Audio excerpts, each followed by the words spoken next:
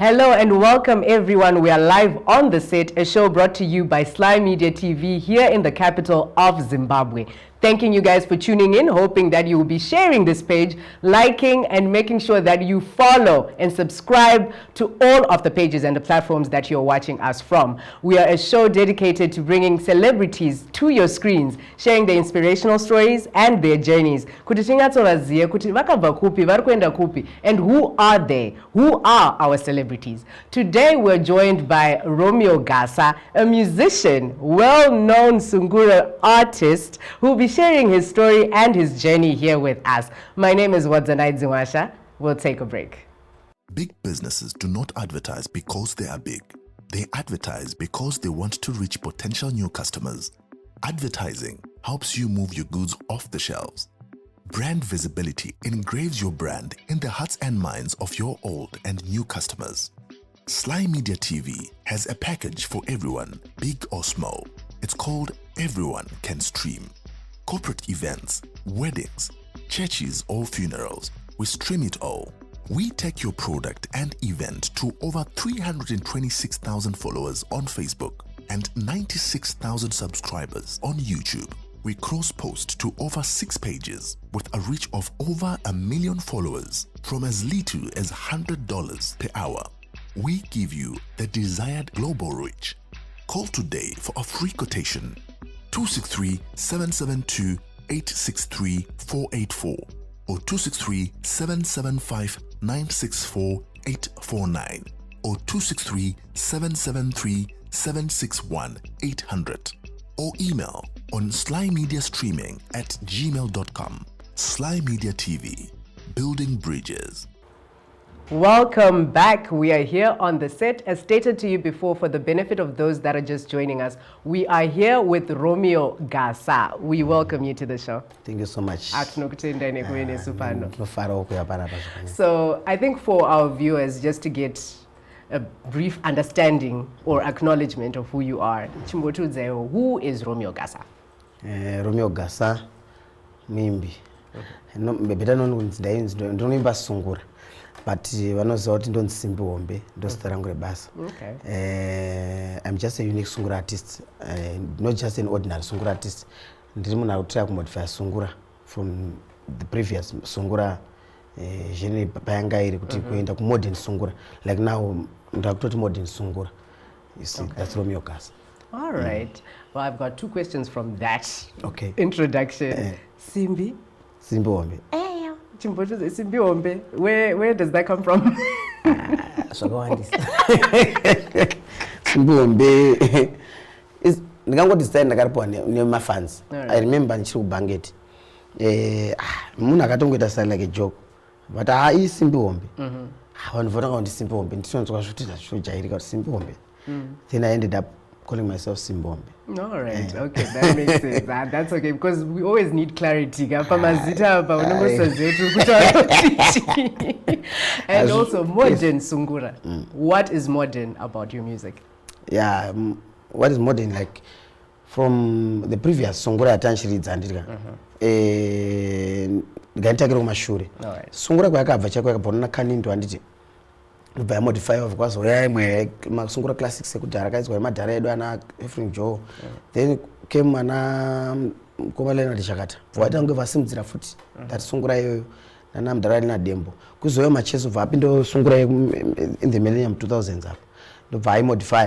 Ndobva paita Sungura macheso. Then we got Sungura tonga imoyo. Then dendera. I think those type of Sungura ndo anga ari muno mukunyanya. Ni smoke maybe. But mukataza kuti maartist ese anga achingokura even tese takapa chikura tairidza it's unoza Sungura yamacheso unotonzi unengedza kunge macheso unoza kunge tonga imoyo or unotonza kunge chimbetu. So ndakaita from criticize nevanhu ndasvika pakuti no, I think inini ndakakura ndine idea kuti zvangu ndega. Even ndakatanga zita rangu vanhu vaiti orchestra chakuti masaya Sungura, but I decided to call myself Extra Valembe. That's my band, Extra Valembe. Zvakatosiyana. You see, so ndasvika pakuti ndandichigadzirwa yangu sound ndotangira papi. Ndopenda kaita song yainzi Mr Brown 2018. Unoona vafarwa nevanhu. It's different from masungura atakajaira. Ndovandaitira ma keyboards, ma female voices, tane ngoma zvekare so zvese zvine saxophone tichiedit rangu ndichitira kutsvaga kuti line nangu ndofamba sei handina kumirira ipapo then ndakazviza inonzi time to dance 2021 you see time to dance ndobva yafarwa futi zvakanyanya nevanhu ndobva ndaona vana kutozvifarira but trick iripo yandakaona ndekuti Sungura yadataridza kudhara yanga one time yacho yakarebesa song 15 minutes 40 minutes so if I kuti negeneration iri kuuya mazuva ano nenzeve dzadzijaira against ndo mazuva akasimuka like genre zimdanzo nemaafro inenge 4-5 minutes song 3 minutes so kukombita nayo sometimes dzinotodanza vagona stere but munhu anopedzera afita feda kuti chingoteerera song 15 minutes uri kuimbei magitara acho the same so ndakaona noti no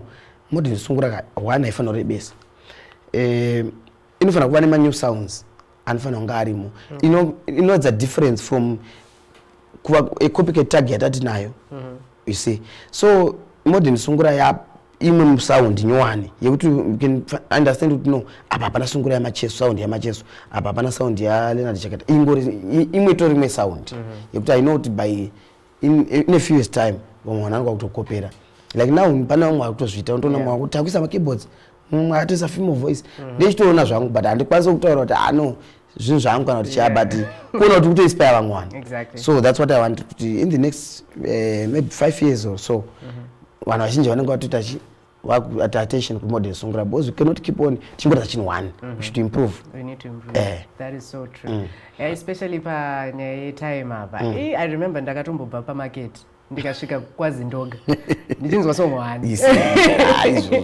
and that's a long distance and find out with that type of music chandakaona kasai modify kuti tishati it's not Sungura idiwe that's the original music in Zimbabwe but find out yakusubstitute magigs akawanda for example ngatitora pane gig by user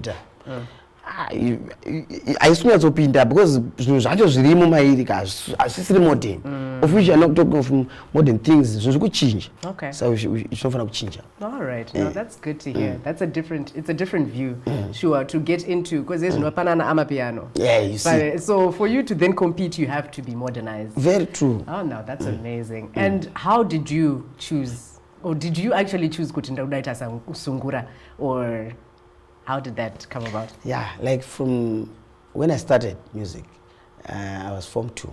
Okay. Then I recorded a gospel album. I was actually a gospel artist. So that was kudhara. Ndobva ndarekoda gospel album rangu ndine nina wangu handichitori kuchikoro kudhara. So ndapedza chikoro baba akazodzokera chikoro aiwa izvemizi ndikakuregererai munoita sei amunozotamba seri ndobva wazonisa kuboarding waona kuti zvemagitara zvine zvauda sei zvakuwanda musoro ndaboarding ndopa ndakabva ndichingopedza kunyora ndo ndadzokera kumba ndo ndanzwa kune road to fame chibuku road to fame that's when ndakaenda ku road to fame ndinokombita but pandaikombita ndangoridza Sungura ndangopractice wana wakumana wangu nawaningina wangu kati hangatidzima Sungura songs since kuchibuka kudiyo gospel tanokwikidza kuchibuku takano disqualified 2006 shinzi muri under age kwaidiwa almost 18 years and above saka no under age fata disqualified started to win the following year 2007 kwakune music crossroads vatangonza hakuna age limit endai tobataenda ndibva tawina music crossroads tawina music crossroads same year vakanzi kune road to fame vatajoin after road to fame tichibva tawina futi national muZimbabwe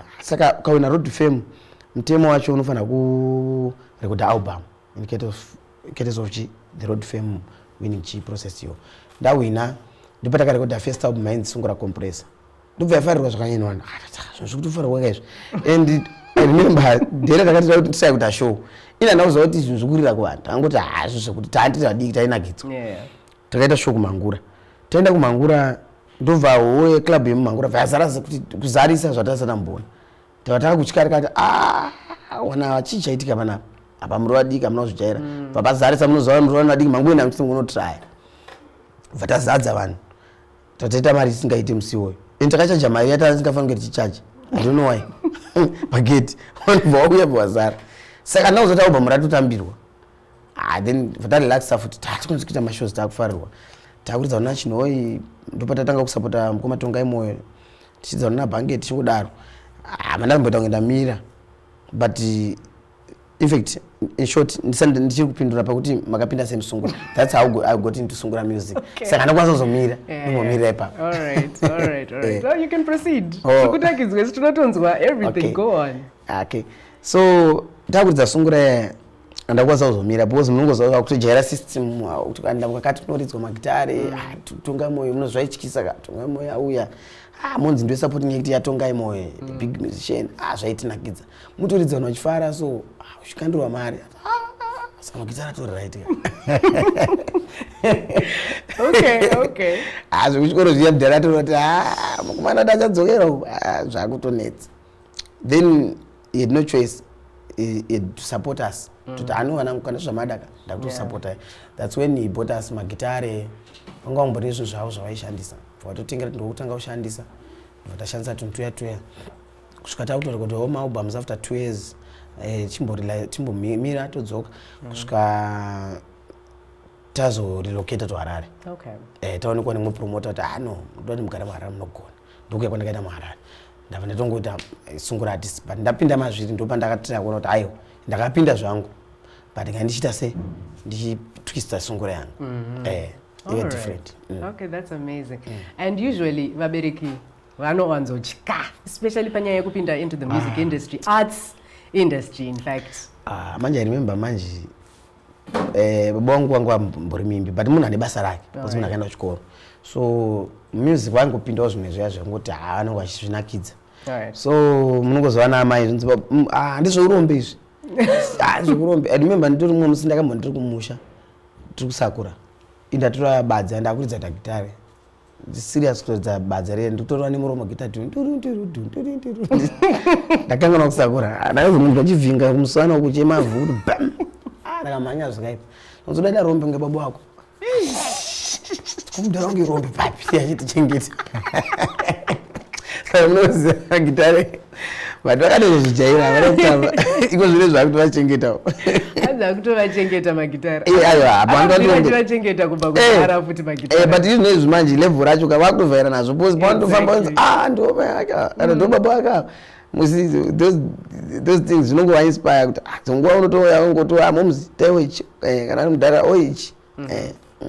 And in terms of modernizing, I'm sure kuti as much as you are now changing kubva kune zvainga iri kudhara, you looked up to certain artists who were already in the field.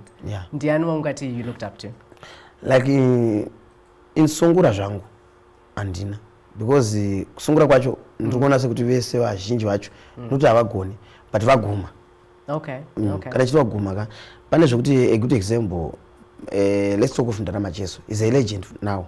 He's a legend. Hatingatombokompewe naye. But kusvika anzi legend ka ane paakaitora kusvika mukatera first album yake kusvika pari nhasi akaimprove zvisingaiti but asvikawo pake as a legend. Isisu sevadiki takufanira kuita kusimudzira just like example yamudhara Tuku akasvika pakunzi legend asimudza music yake kusvika paakasvika but if you come along the way ka chapresent paitwa kuita kunge Tuku but akangomodify then he became himself. You see those kind of things ndozvo zvingodiwa handisi kunyanya inspire nemunhu kunyanya ini kana chitarisa maartist ndotarisa wekunzi zvangu like wana Congo wana Welasoni even wana Diamond ndinoafara then inspire chinyatsoona kuti ano apa ari kuita sei apa ari kudii so uchibhorowa tumwe tunhu but wotuisa muzhinji yako. And is it common because I think there's so many articles aunonzwa kuti ningi atora sound yemwe munhu ari kunze borrowing up. What exactly do you borrow? Do you borrow the concept or do you borrow the sound itself? In music, what I've learned is kuti hakuna munhu asingaborrow sound. Munhu wese anoborrowa sound. You see, hakuna muimbi asina sound yake yekuti anobata kuti yangu ano munhu wese anoborrowa sound. But chiripo nje kuti panemba kuti unoona kuti ane sound yemunhu then ungobaka gitara yake ka sound kuti ada kuti kadai uvuka chinjawo zvimwe zvinhu. It's common in music. Then my lyrics akashoma mashoko ndo angafana munongoda song inonzi long distance love iri yako kuna long distance love iri ku Nigeria you see but hakuna bida mumwe asi music is one thing nemchikupadza chinhu one in a different way. Well, that's amazing. And have you worked with any foreign artists? I wanted to munhu andakatoshande naye ndivi Mampisi Botswana is my friend. Tinomboenda taida album, in fact a single before COVID vauya vatatadza kuzvita. Ndobva ndaenda kuTanzania to go ndikanosangana nana Baraka ana Sly. But zvese zvakamiswa neCovid. That was 2018, 2020 paka COVID papa. Ndobva ndangozvimira kubva ipapo handazombokwasa kudzokera because takazombodonha neCovid kuti tichanyatso kubatanidza mari dzacho dzinenge dzichidiwa. You have to work again kuti usimuke kusvika ipapo. Saka ndimbori busy kugadzira album. Okay. Saka ndinozozvita pamberi. Okay, and when can we expect the album to drop? Album 27 August. 26. Oh, that's already it? Okay. Ndopana album launch as venue asati akuzivisa zvanu. Oh, I'm set makuzivisa. It's 27 August. Oh, that's amazing. All right. So we are here joined by Romeo Gasa, who's telling us about modifying an industry, modifying a sound, Sungura, just to modernize it so that it is captured by many young people. And talking about young people, are there other young upcoming Sungura artists that you've worked with or that you even know? Wakawanda. There are a lot of artists vari kutanga kudada Sungura.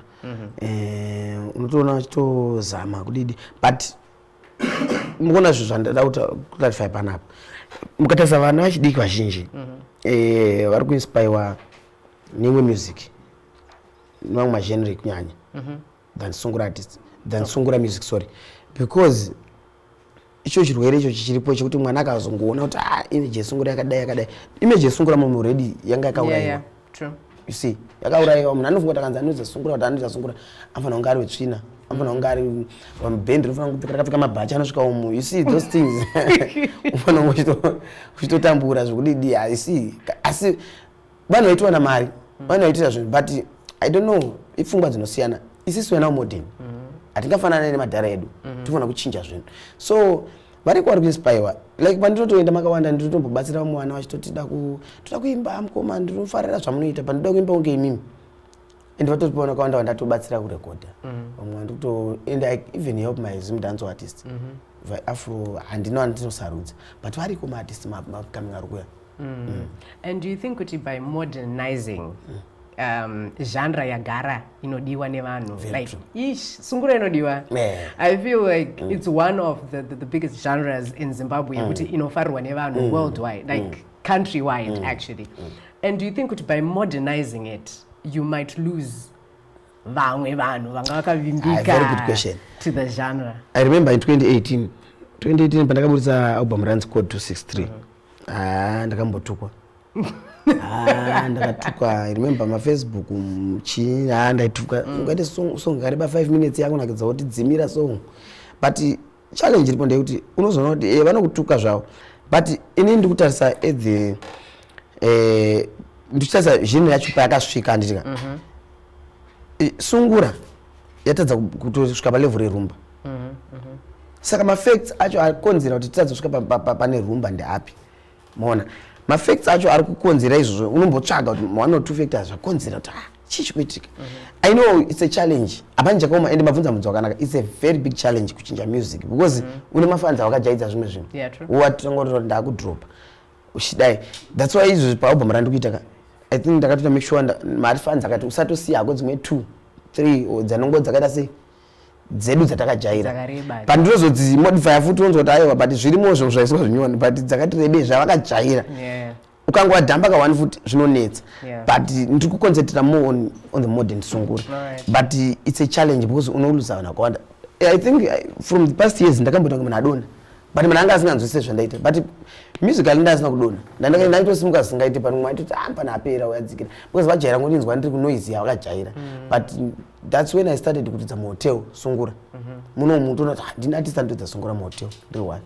Mwesa varidze. Uchitonzi pana aiwa uyu ndiye anoita uchati waoni. You see. Saka musically ndine chitokura. But kune vamwe vanhu vasinganzwisise music vanenge vachingoti mukona ari kudzikira. No, ndisingatodzikira. Ndiri kumusoro singaite zva. Hapana kungoziva vachiri level rekushanda. Barriers acho anenge asiyana. Kwandaitambira manje nekwandida kutambira kwakasiyana. Pane boti kutambira munhu kokuti unodzirwa 150 wakawazara imomo. Unobuda ipapo kuseni une $200. Pandinodzirwa 30 ndobuda ndine $600. That's the difference. You see. Kwa kutambira. All right. But vachajaira, but I'm happy time to dance yacho yakazofarirwa nemunhu wese.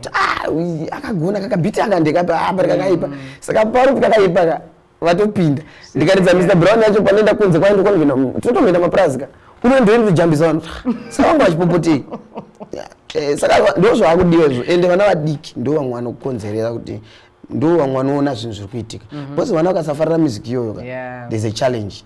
Manje nezvo kasvika pashow vana kungoridza time dance vakuenda kunorara. Kuridza Mr. Brown vakuenda kunorara. Which means ndo zvakudiwa. Kana mumwe madzimai chaiwo anoziva kuti andozvitavinga. Saka ndo kwaane vanhu vakawanda. Kune vanhu vashoma uku ndokuda kungwarirwa. But I think it comes in any change within anything. Panongouya resistance yekuti izvi ndo zvatajaira izvi toda kugara ikoko, and yet we need to move with the times. With time. Dai tisingadaro kumanaka tinogona kusara. And panaida kutaura pakuti ngona iwe Sungura pana chiti yakasiya nerumba. Sungura yatadza kunyatso break up barriers chaicha internationally. Ndo zvimwe zvinhu zvatogona kutsvaga isisu vacho vakusimuka. Bose kasatsvaga izvo tikanguti ngatidze zvaita mudhara dembo, which means ichangoperera regionally. Ine ma-regions futi. South Africa kwacho haipinde mukati inoperera muvenda, Limpopo, Mozambique, mona mani.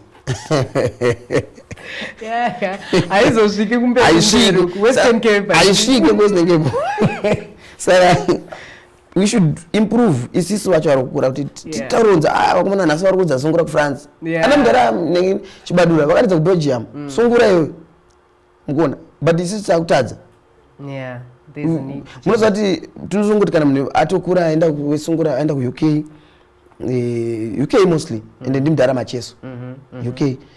And ochitaridza kuti vanhu vari kudzira vanhu vekuno chete. Exactly. I was about to ask. Saka tikufana kuimproveawo. Muna Diamond Platnumz akaenda kuTanzania, akaona ari kuAmerica concert yake akaenda kuCanada. Airidza varungu vese vanhu vese, even maAfricans, ngakuye maAfricans, even ari muNigerian, ngati ndaunonzwa Sungura muri kunzwa. But hatisi kukwanisa kusvika ipapo because tiri kufunga kuti tofanira kuramba tiri ma-copycats. Okay. Hey, hatisi kusimuka because tiri kufunga kuti tiri kufanira ramba tiri ma-copycats. I like that statement. Creativity. I like that statement. Yes, there's need for us to be creative within our music industry so that we grow as a nation. Kuti ti recognize wo. Kunzi Sungura yakabva kuZimbabwe, but now tiri kuinzwa kuBelgium. With that, we're going to take a break. With 2023 beckoning and the election frenzy in the country becoming more stronger each day, politicians are increasingly becoming visible, making more and more promises. Primary education from grade 1 to grade 7 must be provided completely free. Every village, in 3 years, there will be a ball in Orana solar. Patinongopinda chinhu chokutanga kukudzororai pamakasiyiwa navamugabe. Toda kudzorera maticha kwavaiva kwokuti ticha aizikanwa semunhu aite. With 2023 beckoning and the election frenzy in the country becoming more stronger each day, politicians are increasingly becoming visible, making more and more promises. Primary education from grade 1 to grade 7 must be provided completely free. Every village, in 3 years, there will be a ball in Orana solar. Patinongopinda chinhu chokutanga kukudzororai pamakasiyiwa navamugabe. Toda kudzorera maticha kwavaiva kwokuti ticha aizikanwa semunhu aitenga zikoti zheadmaster nenyaya yokuti anga ane udzamu nedignity. But are these promises going to be fulfilled? The electorate is pondering on who to vote for in the council, parliamentary, and even presidential election. We bring you the candidate, where we interrogate their plans, their manifestos, their programs, to make sure that we give you information to make a choice on who to vote for. The candidate on Sly Media TV every Wednesday from 6 p.m.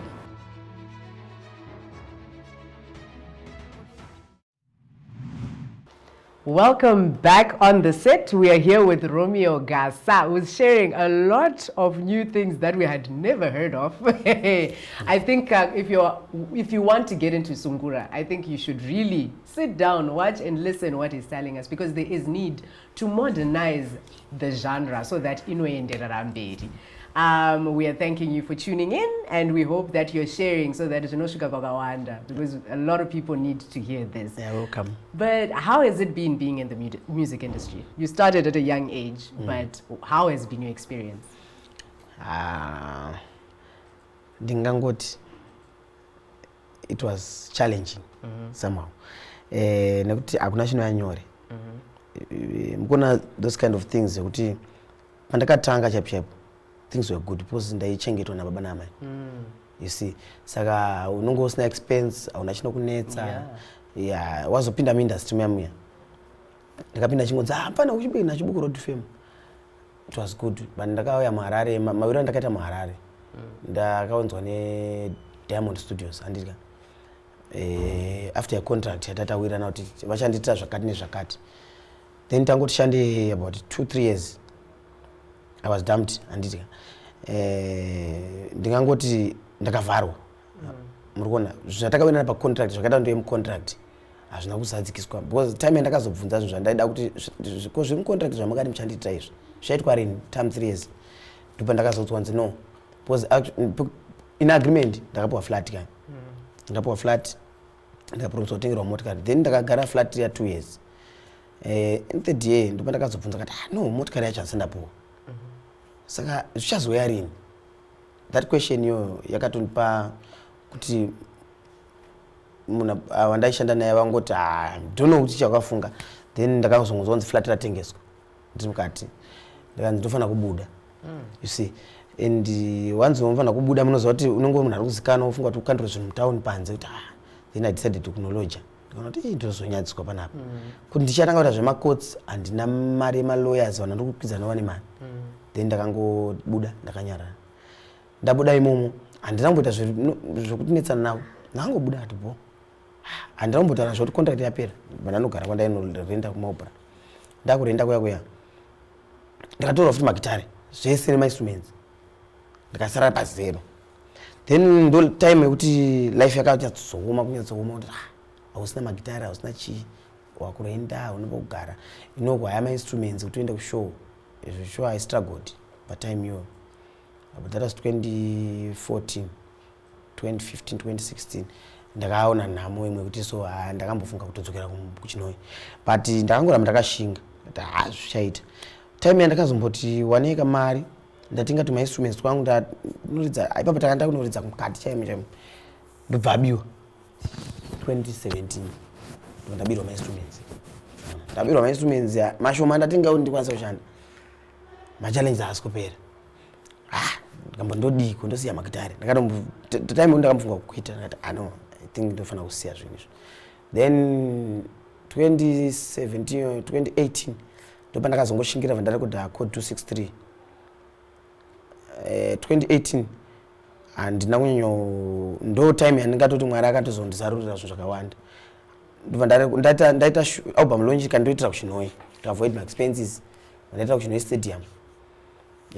Ndopa pakaita challenge kuti stadium yakazopanzwa nevanhu vaida kupinda kwazarisa vanhu because vanhu vaka underrate that album launch. Ndikati no inozarisa ndikuzviziva. So zvikanzi ngatitengese matickets pake ndikati no hazvibudi. Vanhu vakabva vaita stampede kusvika stadium yapazwa.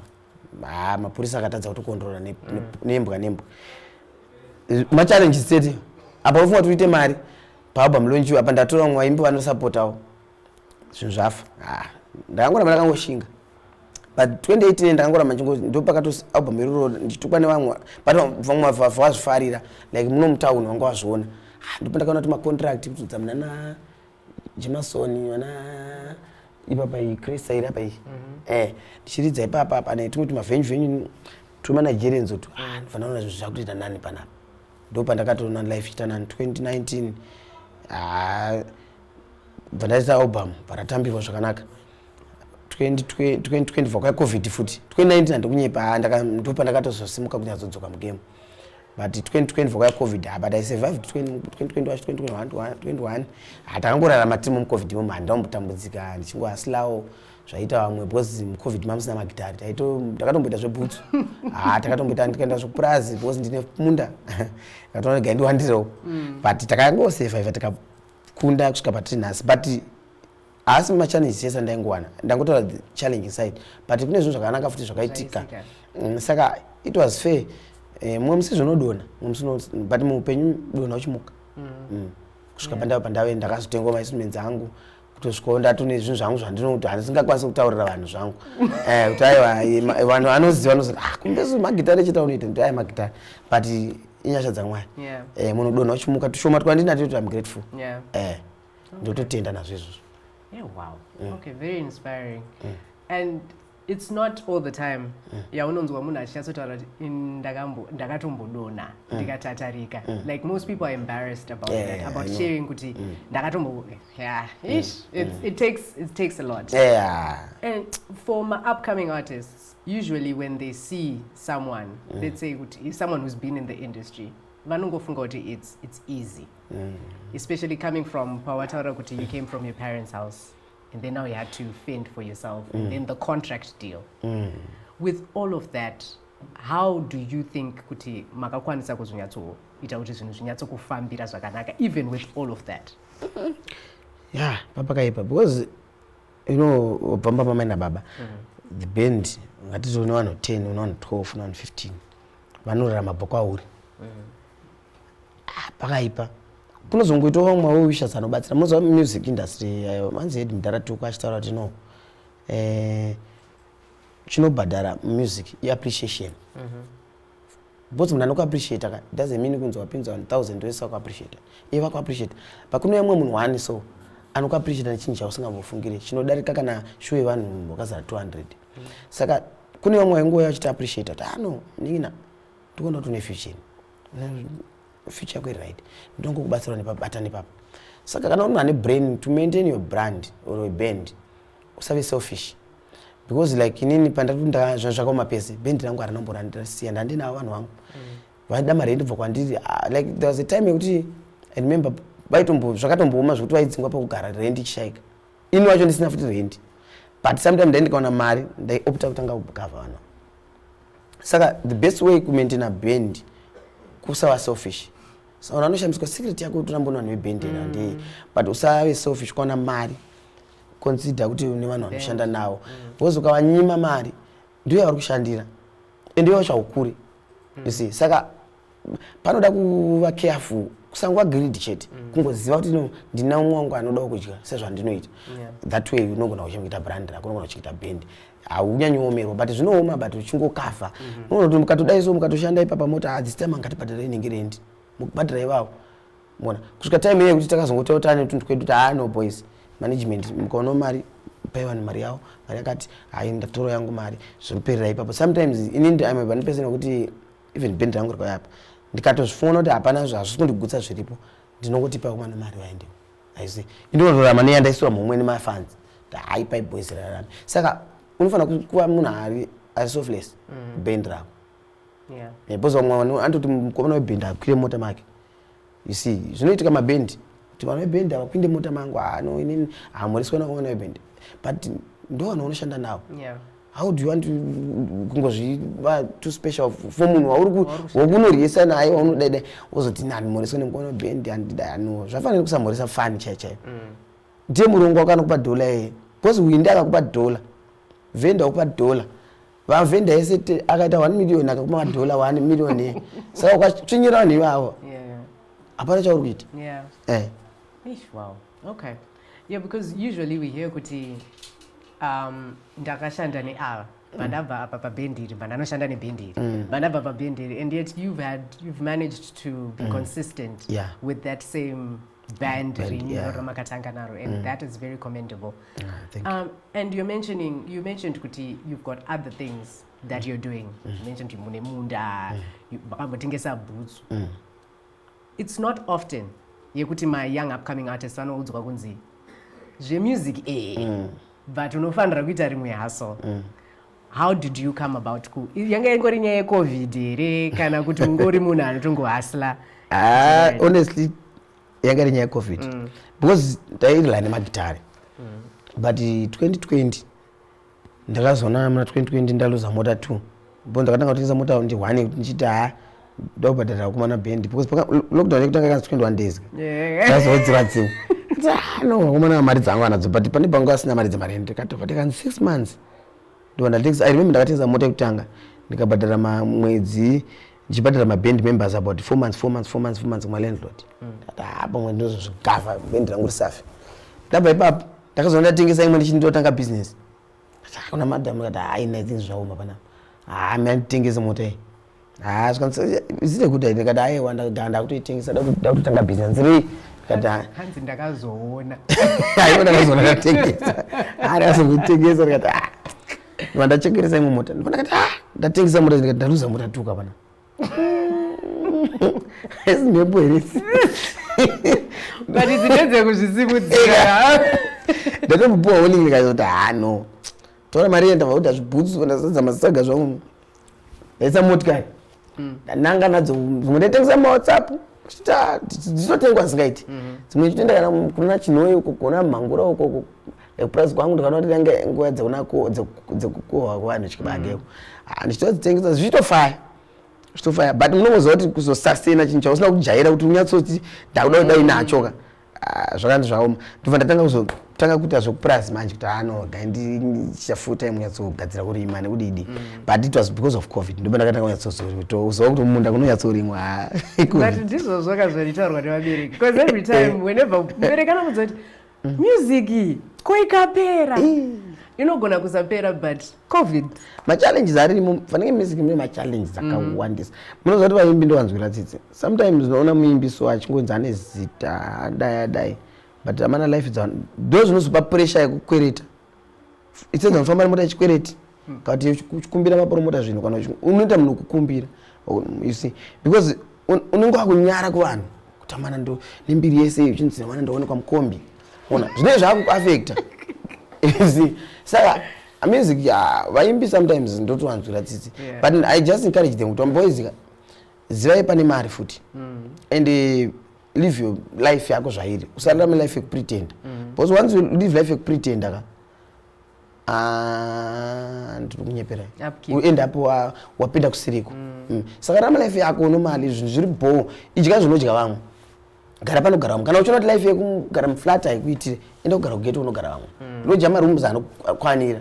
Kuti zonzi atiza nemari ende azodai unoita a lot of things. Saka ingorarama zviri bo usare kuzvita mweya unopesera wabata pasiripo. And have you ever had an issue where as much as murungotaura from experience or maybe it's something that you learned along the way, but have you had an experience yekuti wega unonga kutongoti kuchishata manje mafans akanzwa kuti zvino ndapinda mukombi kubva pakati kuenda kwakati vanozotichi like ndoona hangu from mamwe artists pane mukutamba kwatinoita uko unosvika pakusangana no uyu mune life yakurarama iyi aise kunyatso arikuzvisa pasiripo anokuwara apa unodzidzawo mune vamwe. And from my experience ini ndotataura chokwadi ndakamboomerwa handakudzai ndaitopinda mukombi time iyoyo noti ndasana mboita mota pandakatodzokera life yekuti ndakaenda kukwira kombi mona ndikanolodya imwe imba yekuti so ndikakuratidzai iso kuti ndinemakamera munoramba. You see, but that was ndozvazviripo and ndakatongoona ndozvanditori panapa handina choice. And pakatanga COVID ndagara mumabraka but just before COVID ndaona kuti mari ndawazaya kai ikwandogara nodhura. I had to relocate futi muona ndikakwenda ku location kune vamwe ndakangoona imba yangu full house itori bhoba nejurawo but it's cheaper. Handina stress yekuti rent inondirwadza stereki ndinodidi but ndaka-adjust zvaenderana nezvandinazvo. Saka ndinongovhomba pangu ndichienda kubasa life is normal kwandiri. But ndikadazopa pressure kuti amana ndikagare ghetto chichi unozvibisa no ndo life yaunayo idya zvaunazvo. Ukada kuzviti ndinowana stereki kana kuti handifana kunge ndiri pakati Mwari vanongokusvitsa panzvelevel ro kana nguva yakwana kana iri level rako. All right. And have you worked with mamwe artists within Zim? Maartists akawandisa ndashanda nawo vandakatobatsira ndikataura nemazita vanhu tozikanwa asi maartists andakashanda nawo mashows pakukama japureza wacho vana Peter Moyo vana Carlos Green vana Kumasulu handina boundary even ndara macheso handina boundary handina munhu andinoti handivirane naye West gospel. Ukanaona sabama gacha unofunga kuti toimba tese gospel kana ndina methods mbiri unofunga kuti tese you see andina boundary ndine munhu wese yeah okay and muchadzokerere gospel anchadzokera kana ndachembera ndachembera makusvika padhuze what wada kuform wadzokera what relocate akugara zvangu no gospel ka tinotoimba gospel is message good message to the people that is gospel saka beat rinongosiyana but gospel i message yakanaka chero chidzidzisa munhu whether kuzwa kuti sarowe mukadzi that's gospel you see saka vanhu vanozongo da kuzviti gospel I see gospel no gospel is good message a good message chete all right so toimba gospel I know that's food for thought hanzi tikuimba gospel I know that's food for thought sure but a good message is what makes gospel because you're just telling people how they should live amongst each other and that's good that's really good and has there ever been a point where you got into the industry ukazoti izvi dai vanhu vakangondiudzawo kuti ndozviripoka dai nangu ndakangoteerera baba vangu ndakarega kupinda muindustry pakawandisa zvekuti like time yandikutaura kuti pane mwe time yakuti zvinhu zvinooma ndakambofunga kuti mutaro yainditi nda chikoro anga right aiziva zvaita anga right saka izvi ine degree rangu ngadai izvo pamwe ndikutoita sei ndinoenda kubasa ndotsvaga basa but izvi mutakaromboka kuzvisiya zvinhu izvi but chinonetsa kana wagadzira zita manje pressure inobva futi kumafans mafans acho azive kuwakaita tine pressure tinotoisa pressure tiregeri moresana zokudza kuti muimbi arizoka palevel yekuti anozotanga kurarama life efeki because ane pressure kumashure uko kune mumwe munhu kuti akanzwanzi Romeo Gasa anofunga kuti ane ndege I remember one day zveshuwa mwe muchinda anogara maraini kwedu so akandiratidza achiti ndakarohwa ndaudza vanhu kuti ndinogara naRomeo Gasa andakarohwa pabhawa mupama zvakanzonoti nyepa Romeo Gasa unomuzira kupi you see kune munhu anotofunga kuti hatooneka asi munhu wekuti but atori munhu saka pressure iri kumafans ukoko yaforce kuti nhasi ndinofanira kusvika tine Lamborghini vasho saka mari kaona kuti ubva mhanya kwamudhara Punjab uko uno hayaka motikari mudhara inoita mari kamotikari kana tonokumbira mudhara please mbondipewo chi-V8 mudhara ndingoonekwa nhasi chichi mudhara Punjab anongopa muboss Brighton kuti uri mufana wangu inonoridza kana kuti asina kudaro kana ukanohaya kumwe but wabuditsa $100 kwayamuri kuti ungonoonekwa chete but $100 ukangana kuti inotengera mhuri chikafu kumba saka ukasaziva izvozvo zvinokuchengeta life ino pressure inobva kumafans but mafans ngawati understand kuti no tinotori vanhu tinotoshupikawo dzimwe nguva ukazoona muimba yazvita mari paya ndemwari vanenge varwisa but panenge pabviwa kure yeah that is so true and then tichiti what are the lessons amungati you learned on your own like ipapa patanchitaura kuti zvoti dai vanhu vakandiudzawo ndezvipi zvinhu zvamungaudzewo vari upcoming or who are in the industry pamwe they haven't faced the same challenges as you have and I would just encourage them kuti like these days munhu kana like vana vadishidika ngavatanga kupedza chikoro andika music kungoita part time not full time kana wazokomborerwa in the part time iyoyo wozochitora full time not kuti the other way around kuti music is full time wakuti education part time zvinona kuzokuremera ukazosiya chikoro chacho zvisina magitara zvaramba but education manje I think wakagona kudzidza iri part time unoona kuti waita uri kuti part time uri wakasongwa nobva kaita hit kupa mari yakawanda but usasiye chikoro so that musi wanonzi music yaoma unongoona chikokuita mona saka I encourage kuti ende ngatiwane zvimwe zvekuita even atitese togona chikoro but tsvaga zvimwe zvekuita kana kari kabusiness kana munda kana une kumusha vakakumusha ikoko because these days usamire kwaka kutown chete kune dzimwe dzimba dzatinoenda kumamisha umwe kuti unofunga kuti uri kuharara ngona saka ita zvawaita zvo kana utenga mombe chaiche kana mupudzi uchichengeta uchitobreeda iproject yekuti ukafamba in years unonga kutengesa mbudzi dzako kana kukudze chiboy ndinoti rodhana chai inotengeseka ine mari saka zvinhu zvinopa mari asi izvo zvinoshamisira unongoita zvese rodhana inodhura ndakambozitengesa kadzidzi Ndakapinda kwese. Makasvika kwese, makabata kwese. Hayi, COVID yakangwadza. Hanzi yakangwadza vanhu. Takatopinda tikazitengesa. Muchibva mungoti hamumbosvika ikoko. Sister, watondo wakato motikari yakazinge yakuiswa keji. Zviri kumwa ingoti pese huku, pese boots. Pese huku, pese boots. Zviri nohodha huku so Romeo Gasa unoungana sokudai so. Misire 5 dzemubhasera.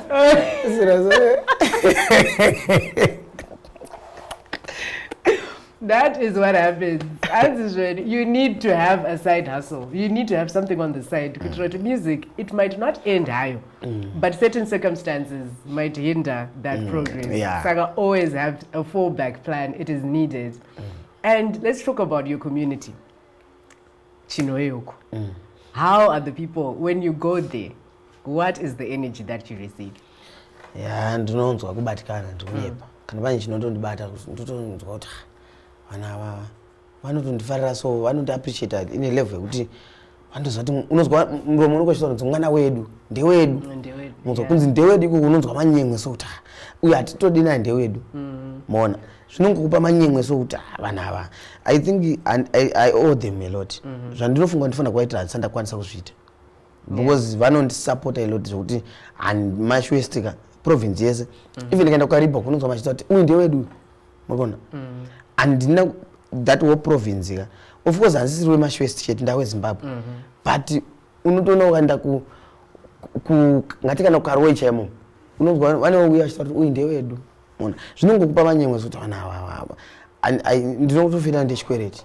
And do you ever get used to that feeling yekuti unongochitoti ndikaenda uku ndotongoziva kuti it's set vanhu vanoto munozva kuti tinozoenda pamwe tinowandira kuprovince yostereki mumagitare because vanenge vachitodhimanda vachifona baba wakagara so toda kuridza tikuda kuti uridzire kwakati vamwe vanoya mari dzavo vamwe unotoenda pamwe wotobhadharisa ndiwe mongozara utonoti vanhu ava vanotonda appreciate kudai saka zvinofadza and even ezimbabwe at large handidi kunyanya kushora mwari tatowana kuti ukatoenda kwamutoko unoona wakamirirwa unofonera kumasvingo unoona wakangomirirwa saka zvinongokupa manyemwe.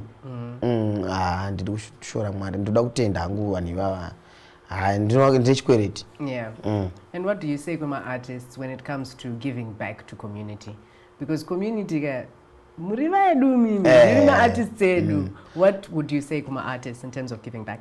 It's very good. It's a very good initiative. Ngatiwane initiative yekuti community matinogara kana matabva unongotsvagawo chinhu chekuita unoziva zvazvinoita kubatsira. It doesn't mean even ukaudza nyika kuti wabatsira unoona kubatsira wakanyarara but wabatsira but vanogara vanogara kuappreciate kuti uyu hamusi kumuziva anoita vanhu zvakati anodai because kubatsira kuri pakawanda kana usati wagona kubatsira zvakanyanya zvakakurisa batsira kana munhu wani wabatsira unogona kutobhadhara mwana chikoro wabatsira but uchidaiwa unopedzera watokavha pakakura within a year or 2 years because wabva apa waenda apa kana zvako zvaita chaizvo it's good even kuenda macommunities atabva donita zvimwe zvinhu kana kumachembere edu kana machildren's home edu aya zvakawanda zvinoiti zvatinokwanisa kuita kana ngobatsiro pane munhu anonyatsofungira anoshupika womubhadharirawo chikoro if ukambhadhira $40 iyo wabatsira doesn't mean kupa 100,000 ndokubatsira zvawaita nemwoyo ndozvinokaundwa nekuite kupira kuonererwa futi. There's always need to give back to our communities. Noti ndo vanhu vanotisimudzira. Ndo saka like now nditone Romeo Gasa Foundation. Nditoplan kuti izvikafamba zvakanaka ichabatsira zvakanyanya province kwangu. Yeah, those are touching words. We need to have initiatives ekuti anosimudzira ma communities where we come from, because those are the people vanoti support ndo vari kuziva kwatakabva rwendo rwedu rwese. Zvomutora izvo zvamunyepe. Munozokuna mwana wekuti nanhasi ndichingowaona tatanokusapota nawo vari tidiki nanhasi anesu aniwa unobatikana kuti hasi munhu doesn't mean anga asina zvekuita but aingokusapota saka zvangondibata pamataura ipa. All right. And with that we'll be right back and we can hear more from Romeo Gasa. Big businesses do not advertise because they are big. They advertise because they want to reach potential new customers. Advertising helps you move your goods off the shelves. Brand visibility engraves your brand in the hearts and minds of your old and new customers.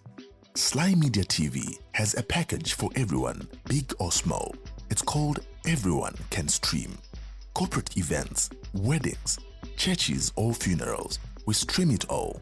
We take your product and event to over 326,000 followers on Facebook and 96,000 subscribers on YouTube. We cross-post to over 6 pages with a reach of over 1 million followers from as little as $100 per hour.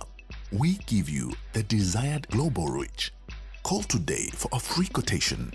263-772-863-484 or 263-775-964-849 or 263-773-761-800 or email on slymediastreaming@gmail.com. Sly Media TV, building bridges.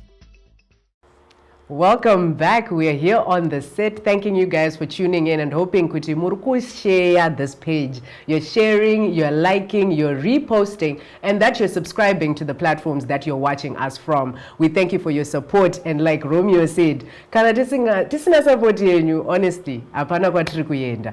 But with that, social media has been one of the greatest things that has happened to music industry. Murikunyatso kuinavigate here social media. The problem kuti ndineka mukazi chokwadi kandozoburisa kasina kunaka. Mondiregerera. Social media zvisho yakanaka yasimudza industry. But somehow maybe I think in Zimbabwe tineka abuse katinoita. Yeah, ndo cyberbullying. Yeah. Yakunyanya. Find kuti artists anoita chinhu kana anoposta chinhu. Then man kunongota munhu kuti it doesn't mean amfarire munhu but adangoone konza anotuka. Unongotanga kutuka udzikisira munhu. Yango social media muno yango yekudzikisirana. Umeona? Yekufana ngoshora munhu kuti chaita. I think to abuse social media. Yeah, that's true. You see. Satan arikunyanyufamba ku social media. Ine kana unoti wa satanistika tasema comments ako aurupa social media straight. Kunyanya. Tupono unoti kumsatanistika nausi. Wezo zeshuwa urukungotuka munhu asina chaita. Yeah. Zvakunyanya ayashagamishire zvanyanyisa. That's true. Instead of supporting izvo zvamuri kuona pa social media. Pane vanhu vanotukanganisa but I think the best way and so zoti ingahandle senyaya social media but it's a good thing because inoita kuti tiriche kumwe kunhu kwasingakona kusvika izvo zvafanira ndakagara mana ndikangotaura kuti Romeo Gasa ari kuridza nhasi pamtown ari kuAmerica ndakakutozviziva because of social media but let's isusu Zimbabweans I think ngatizivei the use of social media not to abuse it. Okay. Because one day zvikanama zvidai I tell you unozonzwana it's the government chachaita kuti ngazvivhara. Sure, because zviri kunyanya. And the government uchanzo yacho ngazvivharisa. I'm telling you. Yeah. Oro mchazonzwa oro Facebook yacho but potani kachienda. Zvozonzi guys Zimbabwe ya Facebook. Facebook zvakwana. Tambo. I think that is mashandiro eFacebook. You social media nyaya. Ngatisajere ngokuti social media ndekutukana. Aisi ground. Ndio yato ground. Munhu akada kutuka munhu anda pa social media. Why? And the funny thing is vanhu vacho tinofollowers right ikoko. Kutoda kuona ka drama. Romeo Gasa kutora tinowa manda kuridza song yakanaka ndoni inda 700 likes ka. Hatingotaura kuti ningi wakandijairira straight au kurova zisingaite. Inoita kana 40,000 likes. Ma views anosvika na 1 million. Video raita zvine musoro rina million 1,000 views. But saka I think tikutadza kuziva kuti ndechi. It's now a war zone. And isiso vanhu vacho ndisi kukurudzira zvinhu zvakadhako. That's why ndakuziva kuti Satan ndiko akutambira ku. Uchenjere kuti Satan story papa. Usingazoti wa Satan. Wait some Satan is nezvisina basa. Nezvisina basa. Because unozoti comment yako ndinokudza kuti waamira papi. Yeah. Time ina kuti ndikukomera zvinovaka munhu ikazvinouraya. Kana uchingouraya munhu ezvinonga uchitaura zvinouraya munhu handisi kutaura munhu wese ezvinonga uchitaura zvinouraya munhu ungwarira kuti wamusatanist asi talk zvinovaka munhu aiwa mwari ave nini Yeah, sure, because people are being dragged for social media. And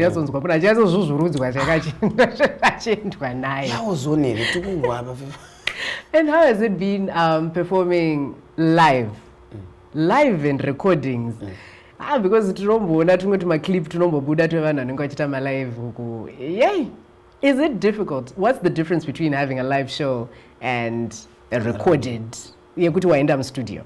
Yeah, recorded chincha unoita wakagara muchitodzokora kana mistake repeat kana mistake you repeat again but live show hauna repeat unongonzi never stage moridza live makutara but mushongo live show is rehearsal unofana kurehesa zvakanyanya once mukarehesa zvinhu zvinobuda zvirambe hai nyaya yerehearsal chete nyaya yerehearsal alright kuti kangodongoti tingonziwodi mungatoda rehearsal here kana kuti kana ndakarehesa ndina chinombonetsa ipapo saka tanchikumurombo demurwawo alright ndiri kumashure nenyenyefarwa nevanhu koma manya kaimi wokutsvaga muroi maprofita mapedza muchiti mwana anopenga kodziringanga mapedza muchiti mwana anorwara kuti titi anorwara iyeyo mwana wenyu harwari wotiti anopenga iyeyo mwana wenyu haapenge koma kanganwa here kuti akarova mai vake saka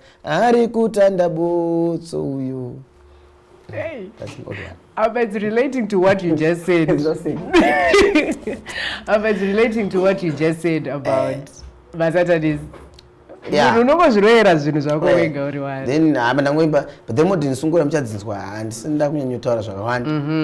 Ndoda kuti ite surprise yakakura. All right. Ayo isi tikutoimirira muna August kuti ringe chidotonzwa chichitodropa. Totoziva kuti right zvaitwa. All right, so as we close up the show, what are your parting words? Yeah, I mean, I just want to thank everyone. Angachona, niwa share vacho, niwa share. Niwa ndotitsigira muZimbabwe, nekunza kwenyika. Niwa ridzi program inoi Sly Media. Makakosha nekuti po opportunity ndiye pana pandichitaurawo nezvangu. Ndoda kutenda zvakanyanya. Even vanotibatsirawo kwatinobva uko ndoda kuvatenda zvakanyanya because kune vamwe vanongouyawo nerudo rwavo kuti no nina batsirika apa munoziva it doesn't mean havana hama dzinoshupika but vari kutobatsirawo kuti uende mberi. Ndoda kutendai vanhu vaMwari nerudo rwenyu nesupport yamunotipa nezvese zviri kuuya 27 August album nyowani riri kuuya rinonzi foni yababa imhiripiri Modern Sungura. Kuti the birth of Modern Sungura. There we go. Ndopata kuchinja zvinhu. Saka ndongoti munhu wese agara akaisa nzewe. Mugare masubscribe kuma YouTube channel ya Romeo Gasa official. Facebook page yedu kune Romeo Gasa and Extra Lembe. Mufollower kuti musasarire. That definitely. Anzi phone ya baba imhiripiri. So be sure to be on the lookout for his new album that will be dropping on the 27th of August. And with that, Musaita Masatanis, like, follow, subscribe. Until next time, thank you. Thank you. Rising from the ashes, our Zimbabwean celebrities have paved different paths to be the people that we look up to today. Role models, opinion shapers, and motivational figures. All of them have a story to tell. SlyMedia TV presents On the Set, a show dedicated to showing you where celebrities came from and where they aspire to be. No matter where you are, local or international, we are willing to share your story on when you rose to fame. So contact us on 0772 863 484 or 0715 015 575 and make sure your story is well known worldwide. SlyMedia TV, building bridges.